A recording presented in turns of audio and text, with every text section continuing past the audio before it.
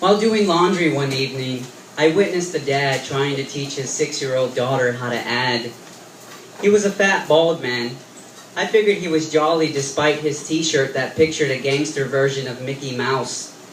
Mickey had on a bandana, was covered in tattoos, and wore a pair of brass knuckles on each of his hands.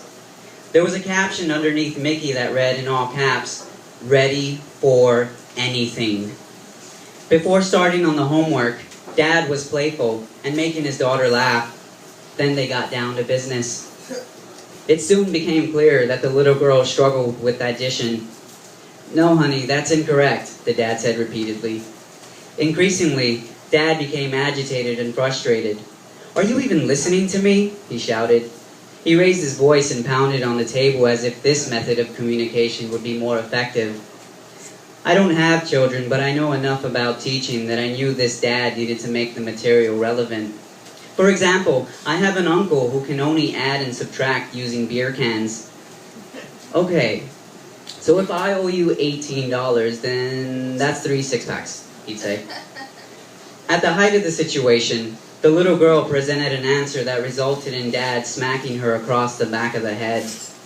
"What are you, a retard?" The little girl and I locked eyes, her saying to mine, "Save me."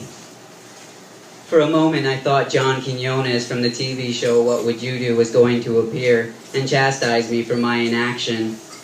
"But don't you see that guy's t-shirt?" I would plead. In all likeliness, I would have run away, abandoning my dirty clothes. At this point, the little girl was crying, so Dad decided to take a break. This situation made me think about the time my 4th grade teacher, Miss Monk, scolded me. She was teaching a class on multiplication. Math has never been my strong suit, so I was having trouble understanding the whole concept of multiplying. At the end of the lesson, she asked, "Whoever still doesn't understand what we just went over, please raise your hand." Heather and I were the only brave souls who raised our hands. "You two, step outside with me." Once we were outside the classroom, Miss Monk proceeded to yell at us. "I've been standing up there for 45 goddamn minutes, and you still don't understand? What is wrong with you?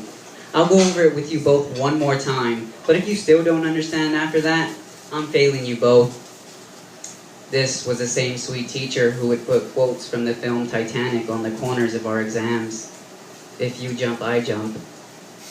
I couldn't help but feel a sense of betrayal and resentment. I knew exactly how the laundry girl felt. As I gathered up my clothes, I saw Dad had resumed his tutoring session. This time, his approach was simpler. "All right, let's start with an easy one. What's 2 plus 2? The little girl hesitated, and then, as if some bright idea struck her, she responded, "Z." Dad looked dejected and tired. However, if I was her tutor, I would have given her extra credit for being both creative and a smartass.